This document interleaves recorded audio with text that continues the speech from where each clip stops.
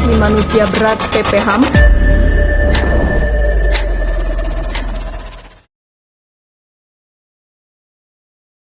Assalamualaikum warahmatullahi wabarakatuh. Shalom Om Swastiastu, Namo Buddhaya, salam kebajikan.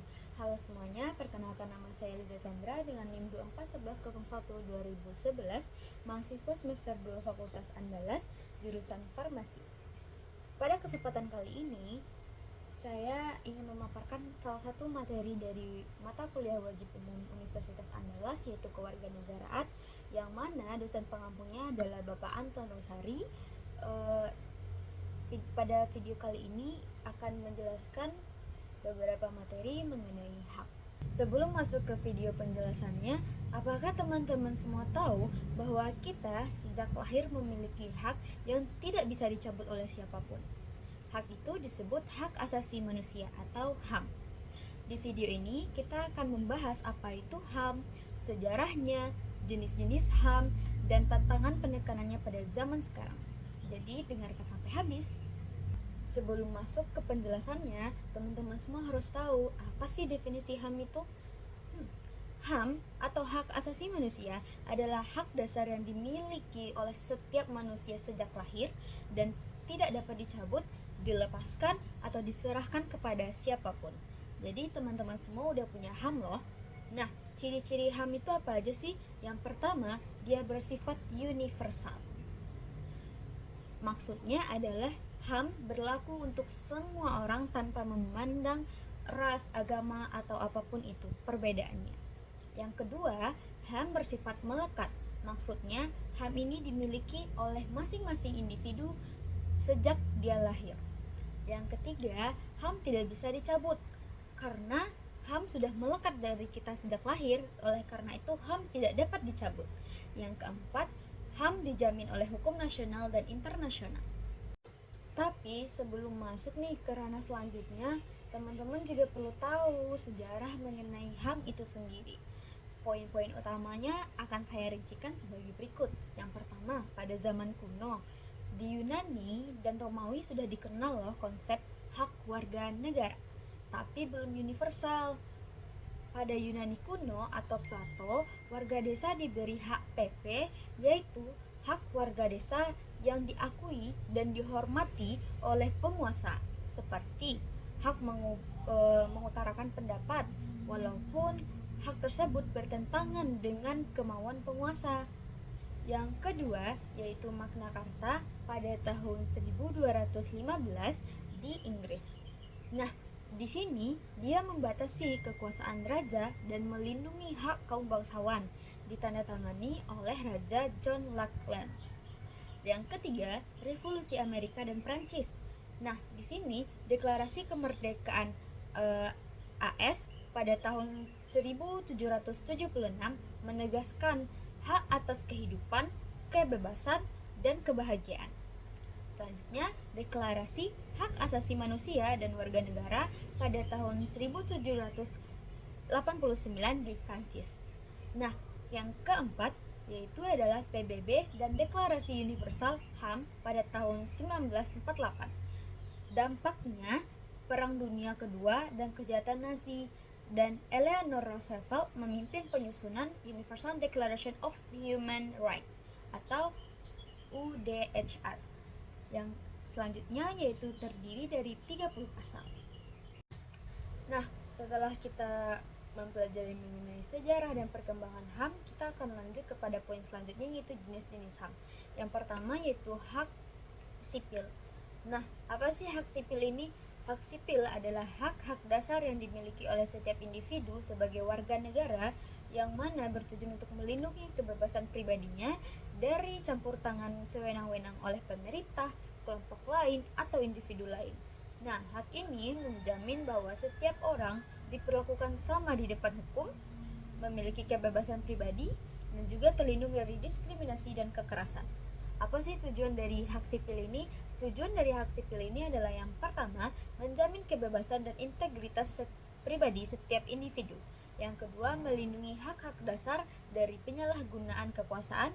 Yang ketiga, menjamin kesetaraan di hadapan hukum tanpa diskriminasi. Contoh hak sipil ini adalah yang pertama, hak untuk hidup, bebas dari penyiksaan, kebebasan bergerak. Setelah mengetahui definisi HAM, ciri-ciri HAM, tentu saja selanjutnya teman-teman juga harus mengetahui contoh-contoh HAM. Sederhananya saja, contoh yang pertama yaitu hak untuk hidup. Teman-teman semuanya berhak untuk hidup di dunia, di suatu negara tanpa ada gangguan dari pihak manapun. Contoh yang kedua, hak untuk berpendapat. Teman-teman semua berhak untuk mengungkapkan pendapatnya, opininya ke khalayak ramai dengan cara yang positif. Contoh yang ketiga, hak atas pendidikan. Teman-teman semua berhak menerima pendidikan. Salah satu realisasinya adalah peraturan di negara Indonesia, yaitu yang mana diwajibkan menempuh pendidikan minimal 9 tahun. Yang keempat yaitu hak atas kebebasan beragama. Teman-teman semua berhak menganut agama apapun, baik Islam ataupun yang agama lainnya di negara ini. Selanjutnya ada hak atas perlindungan hukum. Teman-teman berhak menerima perlindungan hukum pada saat terjadi sesuatu. Yang kedua yaitu hak politik. Nah, apa sih hak politik itu? Hak politik adalah hak yang berkaitan dengan partisipasi warga negara dalam kepemerintahan. Contohnya, hak memilih dan dipilih dalam pemilu, hak kebebasan berorganisasi dan menyampaikan pendapat. Yang ketiga yaitu hak ekonomi.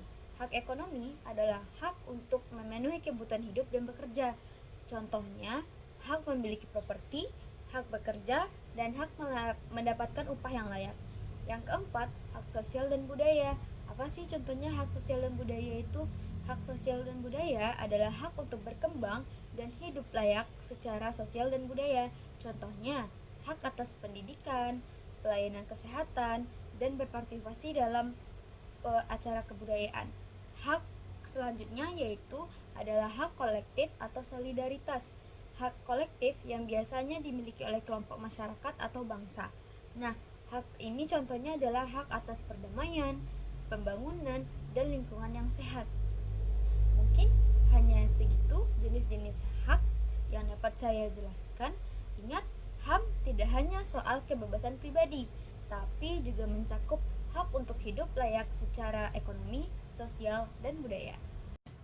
Nah, setelah kita udah bahas jenis-jenis HAM, tentu teman-teman udah ada gambaran nih jenis-jenis HAM apa aja dan contoh-contohnya. Selanjutnya kita akan masuk dalam poin HAM di Indonesia. Kira-kira HAM di Indonesia gimana ya? Nah, poin-poin utama yang akan saya bahas yaitu yang pertama adalah dasar HAM di Indonesia. Dasar hukum HAM di Indonesia udah banyak loh teman-teman. Yang pertama yaitu pada Undang-Undang Dasar 1945 Amandemen 2 khususnya dalam pasal 28A sampai 28J.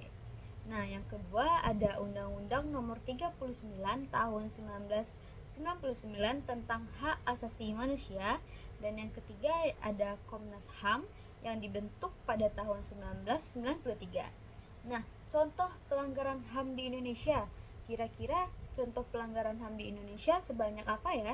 Nah, mungkin dari tahun-tahun sebelumnya sampai tahun sekarang teman-teman juga sudah mendengar nih banyaknya beredarnya berita-berita mengenai penyalahan HAM atau kekuasaan yang digunakan oleh beberapa oknum-oknum tertentu. Nah, pelanggaran-pelanggaran HAM di Indonesia ini apa aja sih? Yang pertama, secara garis besarnya, secara kasus yang mungkin banyak teman-teman ketahui yaitu pelanggaran HAM berat, yang mana adanya tragedi 1965, tragedi Trisakti, kasus Timur Timur, dan juga ada pelanggaran HAM ringan. Contohnya penyiksaan oleh aparat, perampasan tanah adat, dan pelanggaran HAM lainnya. Nah, mungkin teman-teman tahu nih pelanggaran-pelanggaran tersebut seharusnya bisa kita atasi bersama. Nah, cara kita mengatasinya itu mungkin berbeda-beda, namun bisa kita lihat di sini adalah upaya dari pemerintahnya. Upaya pemerintah Indonesia dalam menangani penyalahgunaan atau pelanggaran HAM ini apa sih teman-teman? Yang pertama yang dapat kita lihat yaitu adalah Kepemerintahan Indonesia membentuk Komnas HAM sebagai lembaga pengawasan. Nah, Komnas HAM akan mengawasi pelanggaran-pelanggaran HAM yang ada di Indonesia. Nah, selanjutnya yaitu proses hukum melalui pengadilan HAM. Nah, pengadilan HAM diadakan karena banyaknya pelanggaran-pelanggaran HAM yang ada di Indonesia. Mungkin teman-teman semua tahu bahwa pelanggaran-pelanggaran HAM yang ada di Indonesia sudah ditindaklanjuti oleh pemerintah, dan sebaiknya kita sebagai warga negara juga memiliki upaya tersendiri dalam mengurangi pelanggaran-pelanggaran HAM yang ada di Indonesia ini. Dan banyaknya pelanggaran-pelanggaran HAM yang ada di Indonesia maupun di dunia itu tuh tidak luput dari tantangan dan isu HAM. Nah, untuk saat ini tantangan dan isu HAM apa sih yang sedang beredar?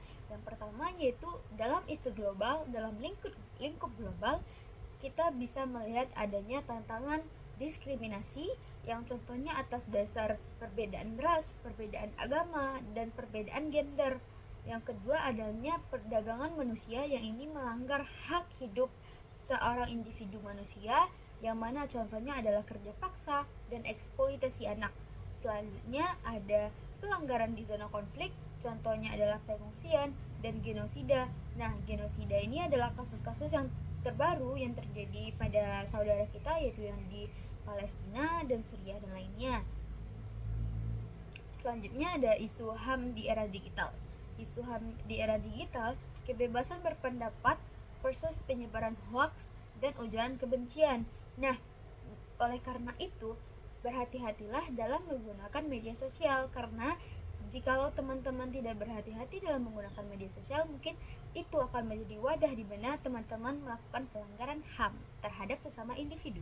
Yang kedua itu peretasan privasi dan pengawasan digital. Yang keempat adalah cyberbullying yang mana ini sering terjadi pada remaja ataupun korban-korban di media sosial lainnya. Nah, HAM terus perlu diingat teman-teman bahwa HAM terus berkembang mengikuti zaman. Di era digital perlu diingat teman-teman, HAM terus berkembang mengikuti zaman. Di era digital, hak atas privasi dan informasi menjadi hak yang sama pentingnya. Nah, setelah banyaknya penjelasan mengenai definisi HAM, contoh-contoh HAM, jenis-jenis HAM, mungkin kita sudah sampai pada tahap selanjutnya, pada tahap terakhir, yaitu tahap penutupan. Nah, di sini saya akan menarik kesimpulan mengenai penjelasan yang sudah saya jelaskan di video ini, yaitu hak asasi manusia adalah fondasi utama dari kehidupan yang adil dan bermartabat. Kita semua punya peran dalam menjaga dan memperjuangkan hak asasi manusia. Jadi, mulailah dari hal kecil, menghargai orang lain, tidak diskriminatif, dan berani bersuara jika melihat ketidakadilan. Terima kasih sudah menonton. Jangan lupa untuk terus belajar dan peduli terhadap hak asasi manusia. Ingat, semua manusia dilahirkan merdeka dan mempunyai martabat serta hak yang sama. Saya Liza Chandra, pamit undur diri. Terima kasih atas kesempatannya. Wabillahi taufik wal hidayah. Wassalamualaikum warahmatullahi wabarakatuh.